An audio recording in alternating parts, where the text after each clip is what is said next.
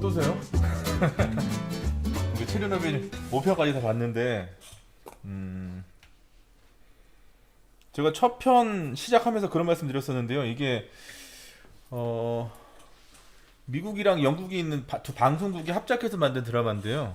이 드라마가 그렇게 뭐 재미를 위주로 해서 만든 드라마가 아님에도 불구하고 IMDb에서 선정한 여태까지 통산 나온 드라마 중에 5등을 하고 있고요. 그만큼 역사적인 사실을 집중적으로 조명했는데도 불구하고 느껴지는 바가 굉장히 많겠죠. 많은 사람들한테 그만큼 많이 임팩트가 많은 드라마이기도 하고, 또 지금 러시아 정부가 고소를 했다고 말씀드렸잖아요. 네, 역사적 사실을 고증은 굉장히 잘한 드라마라는 생각이 들고요. 제가 이거 관련해 가지고 관련된 여러 가지 자료들을 이제 많이 읽어도 보고, 제가 또 논문 주제가 또 그런 안전문화 뭐 이런 것들이어가지고요, 관련된 것들을 많이 봤는데 그 어떤 자료보다도 굉장히 잘 만들어져 있다는 생각이 들 정도로, 드라마가 정말 사실에 입각해서 잘 만들었고, 그리고 기존에 나왔던 여러 가지 자료들을 정말 잘 버무려서 잘 만든 것 같습니다. 제가 보면서 참 여러 가지 생각이 많이 들었는데, 야 진짜 이 안전이라고 하는 것 자체가 저렇게 사실 리스크가 굉장히 많지 않습니까? 우리가 오늘 본 이런 내용 중에서도 보면 이 위험성이 이렇게 큰데도 불구하고 일단은 처음에 건설했을 때부터 취약성이 굉장히 큰 거죠. 그러니까 서방의 다른 나라에서는 이런 류의 원자력 발전소를 안 짓는 거죠. 결국 그것도 이익 때문에 그렇게 짓지 않았습니까? 네. 그리고 결국에는 그 오퍼레이터들, 운영하는 자들도 결국 뭐였어요? 자신들의 부귀 영화를 위해서, 승진을 위해서 이제 그렇게 했던 거였고, 그리고 이렇게 위험이 이렇게 많이 내재되어 있는 상황이라고 하면 이 관련된 리스크에 대해서는 정보를 공개해야 됨에도 불구하고 인근 지역에 있는 사람들한테도 공개해주지도 않고 전혀 알려주지 않고, 그리고 실제 이 원자력 발전소에서 근무하는 사람들한테, 즉 오퍼레이터들한테도 이 위험성에 대한 근본 원인을 얘기를 안 해준 거죠. 만약에 알았다면 아까 마지막 순간에 AZ5라고 하는 그거 눌렀겠습니까? 그 흑연이라는 존재를 알았다면 그렇게 안 했겠죠. 아니 물론 그 이전에 그래까지 몰고 가지도 않았겠죠. 출력이 그렇게 떨어져 있으면 야 이거 도저히 이번에 안 되는구나, 뭐 승진이고 보고 떠나서 아 이건 안 된다, 안전 실험은 이건 안 되네, 이렇게 했어야지 맞는데도 불구하고, 그냥 그런 여러 가지 인간의 무지, 그리고 인간의 욕심, 그리고 저 공간이 가지고 있는 결함, 뭐 그 이외에 굉장히 많은 것들이 이제 이 사건으로 인한 피해를 엄청나게 키운 거죠. 계속적으로 키웠죠. 1편에서 다시 한번 조망해 보면 뭐 이런 거죠. 1편에서 처음에 문제가 딱 발생해서요. 근데 거기에 투입되는 소방관들이나 이런 사람들한테도 뭐 때문에 이렇게 됐다는 거에 대해서 얘기를 아무도 안 해줬어요. 그렇게 하다 보니까 투입되던 사람들이 전부 다 피폭됐죠. 그 사람들이 병원으로 이송되는데 병원에 있었던 그 의료진들한테도 얘기를 안 해줬어요. 그러다 보니까 병원의 의료진들도 전부 다 피폭이 되죠. 그 인근 지역에 있는 주민들을 바로 소개시켜야 되는데 대피시켰어야 됐음에도 불구하고 막았죠. 그래서 피해를 점점 키워갔죠. 결국에는 소개령이 직접적으로 이루어진 거는 36시간이 지난 다음에 이루어졌으니까 뭐 어쨌든 저걸 인해 가지고 문제가 굉장히 많았고, 그리고 정부 입장에서는 가장 중요했던 건 그런 것 같아요. 우리가 어떤 리스크를 절대 제로로 만들 수는 없고, 위험이라고 하는 건 항상 우리 주변에 존재할 수밖에 없는 거고, 그럼 가장 중요한 거는 우리가 안전을 배우고 안전공학적인 부분이나 안전관리적인 부분에서의 여러 가지 이론을 배우고 경험을 하고 하는 거는 결국에는 그런 것 같습니다. 리스크를 계속적으로 줄이는 거. 어떻게 하면 줄일 수 있을까? 허용할 수 있는 수준으로. 그러니까 우리 조직이나 우리 회사가 가지고 있는 여러 가지 안전 대책을 가지고 우리가 상정했든 못했든 우리 앞에 나타나는 위험을 어떻게 하면 우리가 제어 가능한 정도로까지 낮출 수 있을까가 관건인 것 같은데, 중요한 거는 이제 그런 식의 전혀 접근이나 이런 것도 이루어지지 않았고, 그렇게 되다 보니까 이제 전혀 손 쓸 수도 없는, 아직까지 손도 못 쓰잖아요. 아직까지도. 그래서 아까 마지막 부분에 뭐라고 나옵니까? 약 20억 달러를 들여가지고 차폐막을 그냥 가려놓은 거. 그 가려놓은 거 자체라는 게 뭐예요? 방법이 없으니까 그냥 가려놓은 거죠. 그 더 이상, 예? 예. 근데 제가 아까 모두에 그런 말씀 드렸지만 내가 만약에 저 위치에 있었다면 달랐을까 한번 생각해 보면 여러 가지를 참 생각하게 만드는 것 같아요. 만약에 절대 그런 일이 일어나면 안 되겠지만 물론 원자력 발전소의 유형이라든가 이런 것들이 다르지만 우리나라에서 저런 사고가 많이 발생한다면 내가 만약에 저 위치에 있는 사람이라면 어떨까 한번 생각해 보면 어떨 것 같으세요? 어떨까요? 왜냐면 우리가 이제 이런 역사적으로 있었던 이런 사건들을 가지고 가장 중요한 거는 현재에 대입해보고 미래에 그런 일이 일어나지 않도록 막는 게 가장 확실한 방법 아니겠습니까? 그렇죠? 안전 문화라는 것도 결국 그런 거죠. 우리가 다 그래요. 어디 가서 얘기하다 보면 이게 굉장히 안타까운 것 중에 하나가 또 이런 거죠. 최근에 국내에서 중대재해처벌법이 입법이 됐습니다. 그거는 말 그대로 그 법의 목적에서도 딱 정해놓고 있죠. 딱 겨냥하고 있는 사람이 딱 누구다라고 법에 딱 정하고 있지 않습니까? 그렇게 되다 보니까 중요한 거는 그 대응 과정에서 각 그 회사들이 준비하고 있는 게 여태까지 그러면 우리가 재해가 일어날 수밖에 없는 구조라든가 아니면 이런 것들을 다시 재점검하고 다시 세팅하는 게 아니고 거기서 문제시하는 책임의 대상으로 삼는 사람이 안전 관련된 책임 있는 자라고 딱 해놨으니까 관련돼 있는 자 이렇게 했으니까 안전보건 관련 임원을 세운다는 거예요. 그런 쪽인 부분에서 해결하는 게 아니고 그러니까 그 사상은 다시 말하면 이런 거죠. 사고는 막을 수 없어. 사고 예방하는 건 불가능해라고 하니까 그거에 관련된 사고가 일어날 수밖에 없고 중대재해가 그렇게 일어났을 때 누군가는 책임을 져야 되고 또 저렇게 강력한 법이 만들어졌으니 누군가는 져야 되는데 우리 대표이사나 이런 분들은 보내긴 못하니까 그럼 저 법에서 얘기하고 있는 책임자의 범주에 속하는 어떤 그런 직제를 하나 만들고 그 사람을 보내야 되겠다 이렇게 대응한다는 거예요. 그건 어떻게 생각하세요? 제가 이렇게 많은 분들이 여쭤보면 그런 얘기 하더라고요. 물론 안전이라고 하는 게 안전을 잘 이렇게 안전에 관련된 여러 가지 기법이라든가 아니면 그런 노하우를 잘 전달하고 우리가 근무하는 이 사업장의 여러 가지 유해 위험 요소를 발굴해내고 체계적으로 가꾸면 되게 좋겠지만 사실 그런 이론과 현실은 좀 다릅니다. 이렇게 얘기를 많이 하시더라고요. 안 되는 부분이 상당히 많습니다. 그러니까 뭐 그건 어쩔 수 없습니다. 뭐 이렇게 말씀을 많이 하시더라고요. 관점의 차이인 것 같은데 여러분들이 오늘 이제 오늘까지 5편에 5편에 이게 우리가 체르노빌 사례를 봤는데 이거 보면서 어떤 느낌을 많이 받으셨어요? 1편부터 쭉 이렇게 오시면서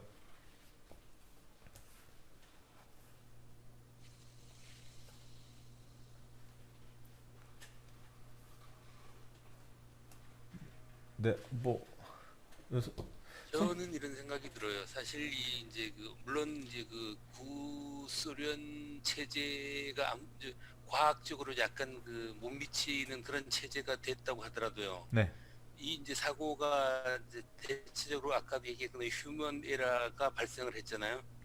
네, 그러면 저는 이제 오늘날 제가 그 이제 그 만약에 그 입장에 있으면은 휴먼 에러를 좀 줄일 수 있는 게 아무래도 좀 아까 이제 과학적 에러하고 휴먼 에러가 두 가지가 있다고 그랬거든요. 네, 조금 더 휴먼 에러를 줄이기 위해서 과학적 접근을 좀 더 해서 예방을 좀 할 것 같아요. 네. 예. 그러니까 휴먼 에러는 네, 저는 현장에서 음, 휴먼 에러는 없을 수 없다고 보거든요. 네, 네.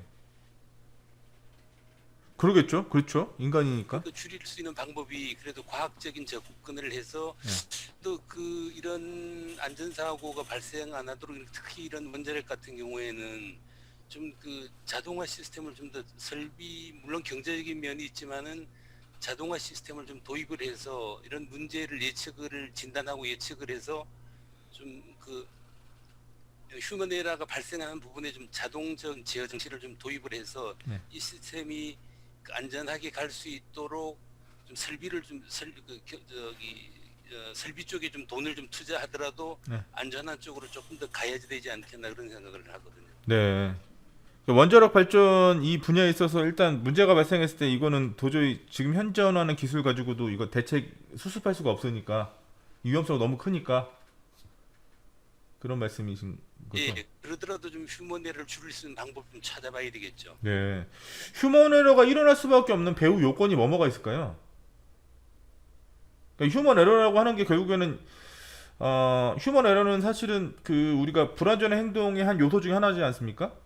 위반과 휴먼 에러로 나눠지고 불완전한 행동이라고 하는 것은 또 휴먼 에러는 세 가지로 나눠지거든요. 슬립이나 랩스나 미스테이크 이렇게 세 가지 나눠지고 뭐 어쨌든 뭐 오늘 앉아 심리 시간은 아니니까 이렇게 나눠지는데 그러면 휴먼 에러가 일어날 수밖에 없는 즉 다시 말하면 휴먼 에러를 사람이 고의로서 그렇게 한 게 아닌 행동의 결과로서 나타나는 거라고 얘기한다면 사람이 부주의하거나 과실에 의한 거나 뭐 그래서 일어나는 행동의 어떤 잘못된 부분을 휴먼 에러라고 만약에 얘기를 한다면 휴먼 에러가 일어날 수밖에 없는 요인은 뭐가 있을까요? 아까 말씀하셨던 것처럼 휴먼 에러가 없을 수는 없잖아요. 사람이기 때문에. 그러면 휴먼 에러가 뭐 때문에 일어나는지에 대해서 좀 알면 그 역으로 좀 이런 그런 방안을 좀 만들어 놓을 수 있을 것 같은데 제가 뭐 먼저 말씀드리면 생리적인 현상에 의해서도 사실은 휴먼 에러가 일어날 수밖에 없지 않겠어요? 가장 대표적으로 많이 볼 수 있는 게 뭐 병원이나 이런 데에서 많이 일어나잖아요. 투약오류나 이런 거 많이 일어나죠. 그런 부분들 보면 대표적으로 그런 얘기를 많이 하잖아요. 의사들 간에 그러니까 어떤 업무 강도가 너무 세다. 뭐 하루에 16시간씩 일하고 막 레지던트나 뭐 인턴 과정 때는 막 그런다고 그러지 않습니까? 하루에 3시간 자고 막 하고 이게 제대로 될 수가 없어요. 그렇게 되면 사람이기 때문에. 그렇죠? 그리고 또 간호사 집단들은 대표적으로 우리가 그 근로기준법에서도 보면 직장 내 괴롭힘을 방지하는 법안이 만들어질 때도 사회적 분위기가 조성이 됐었던 것 중에 하나가 태움문 아닙니까? 그죠? 그런 것들이 사람이 실수로 자꾸 만들어내는 거, 양산해내는 거죠.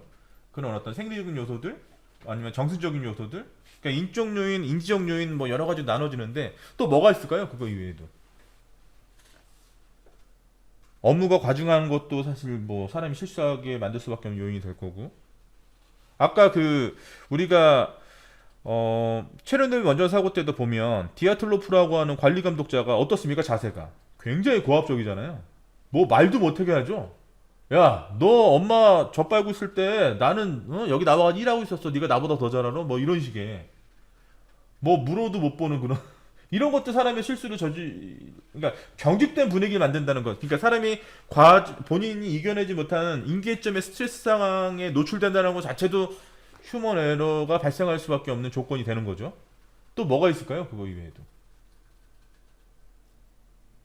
네.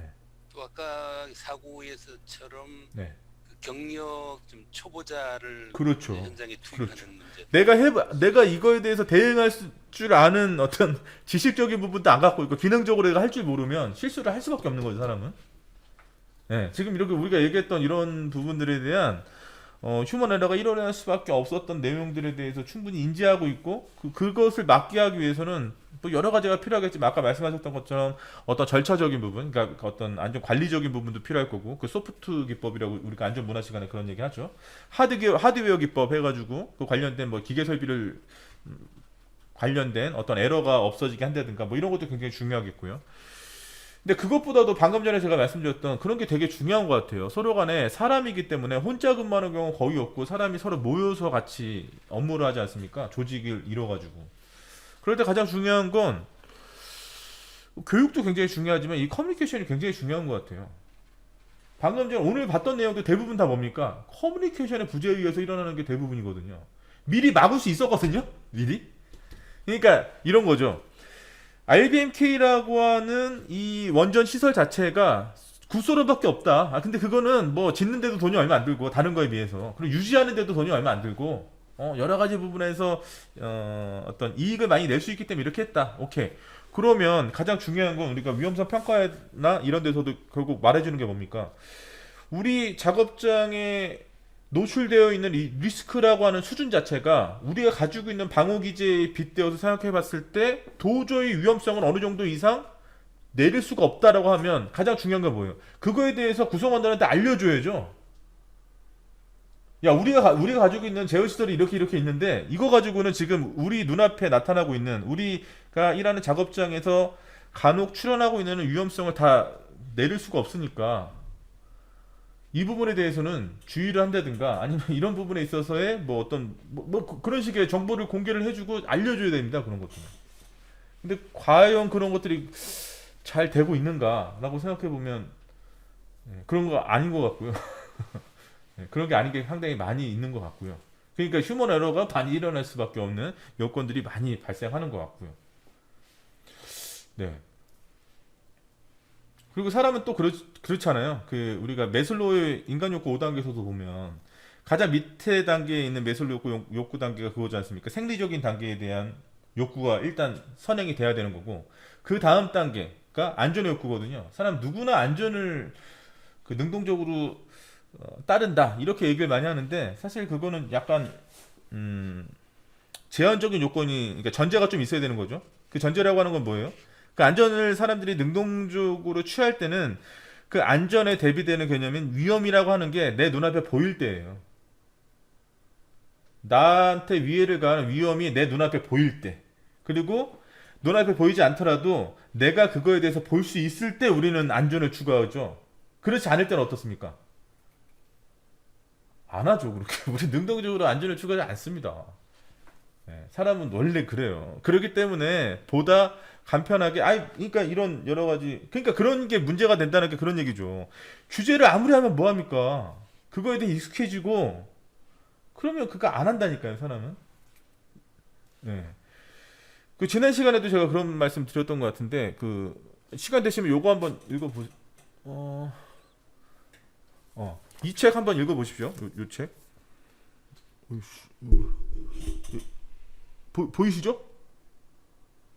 안 보이는데요. 안 보이세요? 예. 이거 어떻게 해야지 보이는 거야? 예. 규제의 역설이라는 책이거든요. 예. 이거 몇 페이지 안 돼요. 200페이지, 이거 200페이지, 200페이지도 없네. 근데, 한 270페이지 정도 되는데요. 금방 넘어가. 이거 한 시간이면 다 보실 거예요. 이게 어떤 거에 대한 내용이냐면, 여기 부제가 이렇게 돼 있죠. 왜 좋은 의도로 만든 정책이 나쁜 결과를 가져올까? 왜 의도가 좋았는데, 왜 그게 결과가 안 좋을까? 이런 거에 대한 거거든요. 그러니까 제가 다다음 주에 중대재해처벌법 관련해가지고 이제 웨비나 할 때도 이제 이런 거 예를 들어서 말씀 많이 드릴 건데, 대표적으로, 지난 시간 우리 봤죠? 이거, 그, 규제 역사 관련해가지고. 요새 하도 여기저기서 여기서 얘기했는지 저기서 얘기했는지. 지난 시간에 우리 베네수엘라 뭐 이런 얘기 안 했었나요? 예, 안 했었습니다. 그럼 산업안전보건법 시간 때 했나 보다. 베네수엘라가 전 세계에서 석유가 가장 많이 매장돼 있대요. 가장 최대의 산유국인데 공교롭게도 그 베네수엘라의 그 인플라도 너무나 심하고 난민도 가장 많이 발생하고 사람들이 가장 많이 떠난다는 거예요. 왜 그런가 생각해봤더니 이런 거죠. 새로운 그 정부가 들어서면서 국민들 좀 더 나은 조건에서 편하게 살게 하기 위해서 각 기업들한테 어떻게 얘기했냐면 이윤을 30% 이상 남기지 마라. 마진을 30%만 딱 남겨라. 이렇게 한 거예요. 자, 좋은 정책이죠.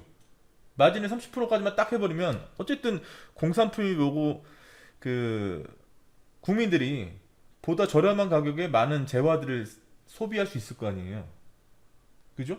자, 그런데 그것은 30% 마진을 딱 제한한다는 건 전제가 딱 있어야 되는 거죠. 대전제가 뭐예요? 내가 생산한 제품을 100%다 팔았을 때 30% 이익이 있다는 거죠. 만약 재고가 쌓이면 어떻게 되는 겁니까? 이건 기하급수적으로 엄청 낮아지는 거예요, 이제. 자, 근데 재고가 없을 수가 있나요? 정확하게 수요를 정확하게 예측해가지고 내가 팔 거 딱 만들어서 다 할 수가 없잖아요. 가변성이 너무나 많단 말이에요. 자, 그렇게 되니까 어떻게 되냐? 어떤 현상이 일어나냐면 물건을 안 팔죠. 누가 손해보면서 자꾸 생산을 하겠어요? 그러니까 자국에서 안 팔죠. 자꾸 외국으로 빼는 거죠. 자국에 없어 물건이 사고 싶은데. 자 그러다 보니까 어떻게 됩니까? 합법적으로 물건을 구할 수가 없어. 그 어떡하죠? 편법이나 불법으로 물건을 구하게 되는 거죠. 가격이 어떻게 되겠습니까? 올라가죠. 오히려 예전에 했던 거 더 올라가게 되는 거예요. 자 그런데 유통기한이 어느 정도 있는 공산품은 그래도 나을 거예요. 근데 음식 같은 거 어때요? 대박인 거죠. 예. 대표적인 규제 그죠 그런 거 좋은 의도로 시작했는데 결국에는 그 의도하고 전혀 다르게 루마니아의 그 부동산 정책도 마찬가지예요. 루마니아 같은 경우도 1인 1가구 원칙으로 해가지고 지금도 루마니아가 96% 자가율이 96%래요. 자 생각해보면 굉장히 좋은 거 아닙니까? 전 국민이 1인 1가구 갖고 그거 얼마나 좋아요. 자 그런데 그렇게 그런 정책이 폈던 루마니아가 왜 오늘날에 최악의 사태에 직면했는지. 자 생각해보면 우리 건설 경기 한번 생각해보죠. 전 국민이 집을 하나씩 다 가지고 있어요. 집을 지어야 될 이유가 있나요? 건설업자 입장에서는 아니 수요가 있어야지 이거 집을 지을 거 아닙니까? 근데 다 가지고 있어 이미. 건설을 더 불러일으키 이게 동인이 발생하지가 않는 거예요. 그러니까 그쪽 관련된 건설업이나 이런 거 확 죽어버리겠죠. 근데 집이라고 하는 것 자체는 뭐예요? 계속 사용하면 사용할수록 유지 보수를 해야죠. 근데 그쪽 관련된 산업들이 다 죽어버렸어. 그럼 어떻게 되겠습니까? 엄청나게 네, 그렇게 되는 겁니다. 네, 한 가구에 또 집 하나씩 하다 보니까 자녀들이 독립은 못해요. 야 이게 여러 가지로. 그러니까 좋은 정책인데 왜 그런 규제가 오히려 본인들이 그러니까 그런 거죠. 마찬가지로 안전도 마찬가지 같아요. 그러니까 이게 이렇게 규제 일본대로 그러니까 이 사실 작용이 있으면 반작용이 반드시 있거든요. 그러니까 그런 것들을 좀 생각을 해야 되는 것이고 그렇기 때문에 뭔가 강제적으로 뭔가 이렇게 시켜서 뭔가 한다는 것 자체는 전 산업에 다 통용해서 하는 것도 사실 말이 안 되는 거고요. 그 산업마다의 어떤 특징도 있는 거고 방금 전에 체르노빌 같은 것도 그런 특징이 있는 거 아니겠습니까? 같은 원자력 발전인데 원자력의 형태가 달라. 양해 보이드 가스를 가지고 있어. 오히려 다른 그 원자력 같은 경우는 그런 게 증기가 발생했을 때 음해 보이드 가스 오히려 출력이 떨어지는데 이건 반대야. 그러다 보니까 이게 말도 안 되게 이렇게 엄청나게 이렇게 되는 상황이 발생하는 것이고 그렇게 하다 보니까 기존에 이때 당시에 1986년에 이때 당시에 가지고 있었던 안전 이론이나 이런 거 가지고 이거를 도저히 분석하기가 너무 어려운 거예요. 이거는 뭐 단 하나의 요인으로 말할 수가 없는 거죠. 여러 가지 조직적인 요인이 있는 것이고 그리고 또 우리가 재해가 일어나는 상황을 분석을 하다 보면 가장 예상하지 못하는 게 뭐냐 우연적인 요소가 너무 많이 발생해요. 우연 누가 그걸 그런 우연이 발생할지 누가 예상이나 하겠어요? 승진이라는 우연 뭐 그런 것들 여러 가지 그리고 그때 당시에 또 얼마려 가지고 관련된 발전소에서 전기를 또 끌어 써야 되는 이런 거 누가 알았겠습니까? 전혀 다 모르는 거죠. 예. 그리고 또 그 끝에 다른 데는 없는 그 제어본 끝에 흑연이 있는 줄은 또 그것도 엄청난 우연이죠. 그러니까 이제 뭐 여러 가지 것들이 막 합쳐지니까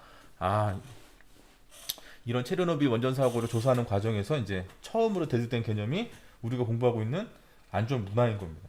이거는 단순하게 이거 문화적인 관점에서 봐야 돼. 그러니까 여러 가지 것들을 조직적으로 봐야 이거는 이해가 가능한 것이고 결국 안전이라는 거를 제대로 관리한다. 물론 이제 완벽하게 관리한다는 건 불가능한 거지만 그걸 제대로 하기 위해서는 굉장히 상정하고 계산하고 생각해보고 할 것들이 너무나 많은 거죠.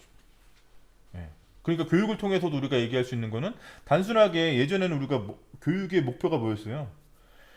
모르고 있는 지식을 알고자 하는 게 교육의 목표였다 그러면 오늘날은 그렇지 않죠. 단순하게 아는 것 자체, 뭔가에 대해서 아는 거를 떠나서 그 아는 것을 토대로 해서 뭔가 기능할 수 있어야 되는 것이고, 즉 다시 말하면 리스폰딩, 대응할 수 있어야 되는 것이고, 더 중요한 건 뭡니까? 근원적으로 이걸 내가 왜 하는지에 대해서 이해가 돼 있어야 제대로 행동을 한다는 거죠. 가령 예를 들어서 지난주에 제가 현대건설 가서 이제 강의를 하는데 우리 요즘에 코로나 때문에 난리니까 또 지난주에는 또 그 확진자가 막 엄청나게 불어나고 있는 그런 상황이었으니까 더 이렇게 30초 이상 손 씻기나 뭐 그 관련된 제품 바르고 뭐 이런 것들에 대해서 되게 교육을 많이 했는데, 손 씻으라고 하니까 손을 왜 씻는 거죠? 우리가 이제 대중교통을 이용하거나 이렇게 오면 다른 사람들하고 많이 밀집되어 있는 좁은 공간에서 많이 밀집되어 있고, 다른 사람이 잡은 거를 내가 잡고 이렇게 하다 보니까 그런 것들에 대한 균이나 아니면 이런 것들에 대해서 예방하기 위해서 우리가 30초 이상 손을 씻고 하라는 거 아니겠습니까? 근데 그냥 물 묻히고 들어오는 거예요. 그건 뭐예요? 그걸 왜 해야 되는지 모르니까 그냥 하라니까 하는 거예요. 10시 이후에 만나지 마세요. 왜 만나지 말라 그러는 거예요? 그런데 문 닫아놓고 영업하는 거예요. 왜에 대한 이거에 대해서 별 감흥이 없다 보면 그렇게 되는 거죠. 안전도 마찬가지죠. 그걸 내가 왜 해야 돼? 라고 하는 거에 대한 이해도가 없으면 그냥 하는 겁니다, 그냥. 근데 그냥이라고 하는 것 자체가 내가 나의 생리적인 어떤 현상과 맞닥뜨렸을 때 어떤 게 우선하게 돼요? 내 생리적인 현상이 더 우선하게 되는 거죠. 그러다 보니까 뭐 내가 더 이렇게 되면 뭐 예, 여러 가지 우리 생활에서 우리가 볼 수 있는 그런 것들을 많이 보게 되는 것이고, 그런 것 같습니다. 예. 그래서 어렵죠. 안전 문화라는 게. 그게 말처럼 이렇게 우리가 알고 있는 대로 사람들이 그래 딱딱딱 따라주고, 어떤 절차라든가 이런 걸 딱 했을 때 그 여러 가지 상황들에 대해서 사람들이 잘 이행해주면 좋죠. 근데 그게 안 되니까 어려운 거죠. 그렇지 않겠습니까? 중대재해 처벌법 만든다니까 관련된 임원을 만든다는 이런 대처는 전혀 저는 생각도 못했었는데, 그런 거 한다는 움직임을 듣고 저는 얼마나 깜짝 놀랐는데요. 야, 이게 이렇게 생각할 수도 있는 거구나. 그런 생각을 하면서, 그러니까 더더욱 더 이렇게 되는 게 아닐까. 그러니까 규제는 또 저쪽에서는 안전에 대한 전문성도 없고, 규제기관이나 이런 데서는 수치적으로 안전을 바라보다 보니까 결국 그런 거예요. 이런 걸 줄여야 돼. 일단 수단과 방법을 안 가리고 일단 줄여야 돼. 그리고 공론화되면 안 돼. 머리 아파. 그러니까 강력한 법을 막 제정해버리고. 근데 그런 것들이, 법이란 게 결국 뭐예요? 최저 기준이거든요. 최저 기준. 그죠? 그러니까 형벌이란 걸 주는 거 아니겠습니까? 최저 기준인데 안 지키니까 형벌권을 이제 발휘하는 건데, 그게 계속적으로 세죠. 막 이게 기준이 계속 높아져. 어떻게 되겠습니까? 그러니까 서울 시내 속도가 50km, 30km 되는 거죠. 근데 그렇게 따지면 나중엔 30km, 10km 되겠어요. 그렇게 낮춤으로 해가지고 만약에 사고가 안 날 것 같으면, 아까도 말씀드렸지만 작용이 있으면 반작용이 따르는 거죠. 반드시. 근데 그런 것들에 대한 여러 가지 이해가 좀 필요하지 않을까, 뭐 이런 생각이 들고요. 뭐 어쨌든 예. 예. 체르노빌이 끝났습니다. 아, 이제 이거 체르노빌 진짜 저는 이 드라마 지금 100번도 넘게 본 것 같아요. 진짜 근데 이게 계속 보면 볼수록 저기 저런 것도 있었구나. 굉장히 생각하게, 많은 거를 생각하게 만드는 그런 드라마인 것 같고요. 그리고 또 무엇보다도 가장 중요한 의미는 그거 아닐까요? 아직까지 수습이 안 됐다. 아직까지도. 그런데 우리나라에도 엄청나게 많다, 저거. 그리고 비교적 최근에 문제가 발생했던 후쿠시마 2011년도에 있었던 그 사고도 아직도 수습이 안 되고 있고, 예. 그리고 저들이 하는 방법이라고 하는 것 자체가 우리한테 어떠한 파괴력으로 영향을 미칠지 아무도 모른다. 이게 더 무서운 것 같아요. 그래서 아까 미나리에서 제가 미나리 예를 들면서 보여드렸던 부분 있잖아요. 요 얘기. 보이는 게 안 보이는 것보다 더 나은 거야. 숨어 있는 게 더 위험하고 무서운 거야. 오염수를 방류한다는 건 당장의 눈앞에 위험이 보이지 않지만 이게 우리한테 어떤 영향을 미칠지 모르는 거니까 이게 더 훨씬 더 위험하고 무서운 거 아닌가. 네, 그런 생각이 들었습니다. 그래서 제가 요 딱 뉴스를 보는 순간 더 이상 앉아가지고 그냥 있을 수가 없어서 바로 그냥 극장 가서 미나리를 봤는데, 한번 기회 되시면 꼭 미나리, 이러니까 또 미나리 뭐 투자한 사람 같네. 전혀 투자 안 했고요. 전혀 미나리랑 아무 상관없고요. 전 그냥 그 조연 배우하고 같은 국적을 가지고 있는 거밖에 없고요. 여러분하고 마찬가지로. 한번 꼭 보시면 되게 좋을 것 같고, 어쨌든 네, 체르노빌은 이제 5편이 끝났습니다. 그래서 제가 어디 가서 얘기할 때 체르노빌은 6부작이라고 얘기해요. 네. 1편부터 5편까지 다 보시고 다시 1편을 보잖아요. 그러면 1편에 있는 상황들이 굉장히 막 이게 너무나 이해가 잘 돼요. 한번 여러분 체르노빌 이거 볼 수 있으시면 한번 1편부터 5편까지 정주행 한번 하시고 다시 1편 한번 다시 보시면 참 여러 가지 생각들이 많이 드실 것 같고요. 음. 네. 과거에 있었던 이런 사건을 가지고 현재를 조명하고 미래를 대비하는 게 결국에는 우리가 이런 안전 교육을 통해서 또 안전 문화를 라는 어떤 개념을 통해서 우리가 또 획득할 수 있는 중요한 자산인 것 같습니다. 우리한테 주어지는. 자, 아무튼 오늘 여기 이제 마무리하는 걸로 하겠고, 다음 주에는 어떤 거 할까요? 다음 주에는 제가 다다음 주에 수요일에 제가 중대재해처벌법 관련해 가지고 웨비나가 있어 가지고 좀 준비를 좀 하고 있는데, 그거 관련된 내용을 여기서 한번 여러분한테 브리핑하는 시간을 가질까요? 아니면 아까 말씀드렸던 다크워터스를 할까요? 혹시 다음 주 목요일 아닙니까? 13일? 13일이요. 목요일이에요? 네. 네네네. 목요일 3시부터 아, 그쵸. 4시. 목요일이네요. 네. 네네네. 네. 제가 지금 말씀드리는 건 이거 그 다음 주 10일 날, 월요일 날 할 거 말씀드리는 거. 네네네네. 네. 사전에 한번 해주시는 것도 좋을 듯합니다. 네. 그러면 다음 주 10일 날은 그 중대재해처벌법 관련해 가지고 제 준비한 거를 좀 여기서 브리핑하는 그렇죠. 걸로 할까요? 한번 보여주세요. 아니 뭐 발표 시간도 10분 정도밖에 안 돼가지고 뭐 그렇게 길 것도 아니고, 근데 뭐 사실 길게 하는 건 쉽죠. 짧게 하는 게 어렵죠. 네. 그 다음 주에는 그렇게 할까요? 그 중대재해처벌법 관련해 좋습니다. 가지고 웨비나 네네네. 주제 갖고 한번 할까요? 예, 좋습니다. 네. 그럼 그거 갖고 한번 하는 걸로 하시죠. 네. 네. 제가 사실 저작권 문제만 아니면 제가 가지고 있는 이 체류를 좀 보내드리고 싶은데, 이게 또 괜히 했다가 나중에 또 문제되면 문제가 있을 수 있어가지고. 네. 요새 보니까 저기 뭐죠? 뭐죠 그거? 미국 그거 뭐죠 그거? 이거 요새 광고 많이 하는 거? 킹덤하고 그러는 채널 뭐라 그러죠? 넷플릭스. 이게 넷플릭스가 기억이 안 나네. 넷플릭스에 저 있다 그러더라고요. 이 체르노빌이. 넷플릭스에서 한번 보시면 좋을 것 같아요. 다크워터스도 어쨌든 한번 보시면, 그 다크워터스가 그 듀폰에서 일으킨 화학 사고거든요. 그거 한번 보시면 좋을 것 같고. 네, 아무튼 다음 주에는 제가 그 중대재해처벌법 관련해 가지고 저는 일단은 국내 법도 좀 비교 좀 해드리고 좀 할 생각이라, 산업안전보건법부터 중대재해처벌법 관련해 가지고, 산업법 같은 경우는 지금 우리나라 그 산업안전보건법의 모법이라고 할 수 있는 그 일본의 노동안전위생법 갖고만 할지, 지금 다른 독일이나 영국이나 미국이나 이런 법하고 다 같이 할지 한번 그거는 좀 준비를 하는 과정에서 생각을 해봐야 될 것 같은데, 아무튼 그거하고 그다음에 우리나라 중대재해처벌법의 모법이라고 할 수 있는 그 영국의 법인과시사법, 그거 관련해서 서로 이제 비교하고, 결국에 저의 논리는 그겁니다. 이 규제 갖고는 안 된다.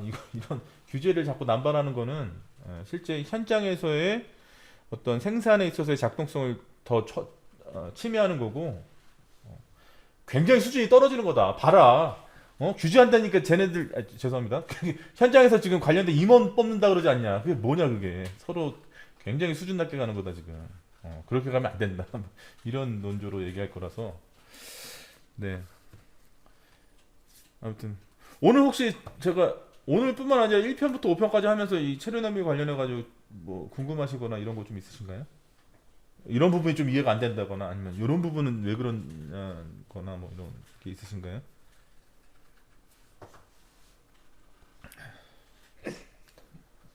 네, 그거 뭐 또 생각나는 거 있으시면 다음 주에 월요일 날 저한테 질문해 주시면 제가 그 관련해서 또 설명드리고 그렇게 하도록 하겠습니다.